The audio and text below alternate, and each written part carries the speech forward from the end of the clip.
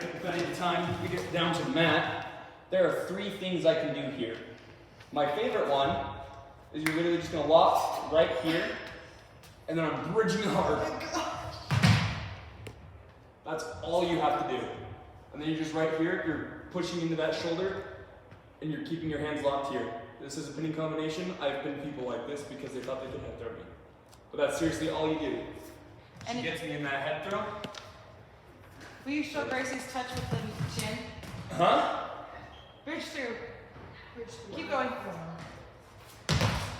Chin right there. Dig it down into him. Yeah, you can use your chin. She loves that because they can't move.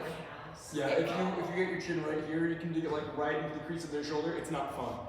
That's why I do it to head throwers, because I'm like, try head throwing me again, and I'm gonna break your dang shoulder. But yeah, you just pressure that in, keep your hands locked, they're pinned right here. But the other thing we can do, one of 3 things we can do, she's got me head thrown. I couldn't roll that through. This one sucks a lot, but it is a good one. I'm just posting on her hip and getting my hips away from her. They're good head throwers, they're gonna keep teaching that tighter and tighter and tighter. And you're gonna be lightheaded when you get out to the but then it's just gonna be the same thing. I'm right here, bring it, and lock.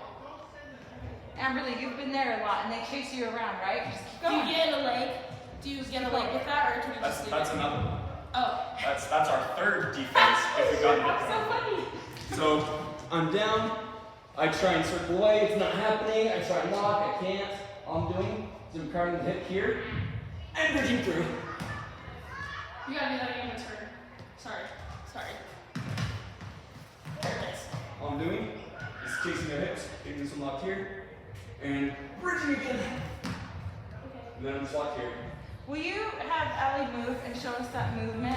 Kind of how that, like what your movement is underneath her? What do you mean have her move? I can tell you're bridging underneath because I can hear you, but I can't see what you're doing. Will you just show me how you lock your hands and kind of what your body's doing and where you're bridging? Yeah, so she's got me her head throw right here.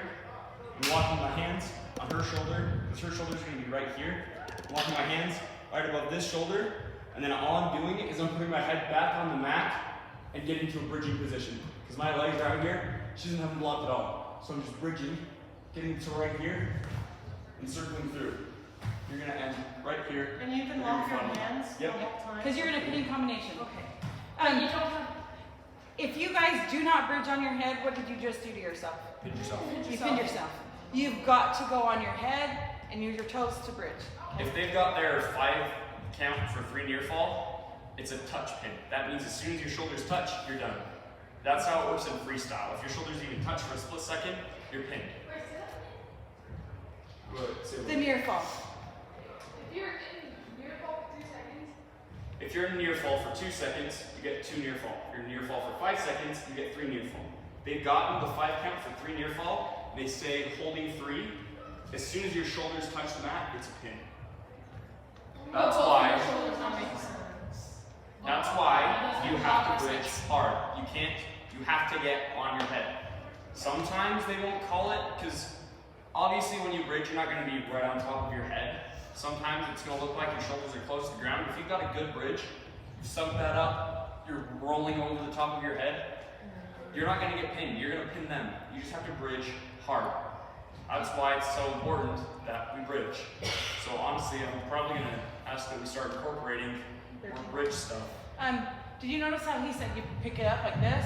You've got more strength there than just this. Yeah, when we bridge, it's not here, keeping my shoulders away from my head as far as possible. I've got them up here, because it's supporting my head too.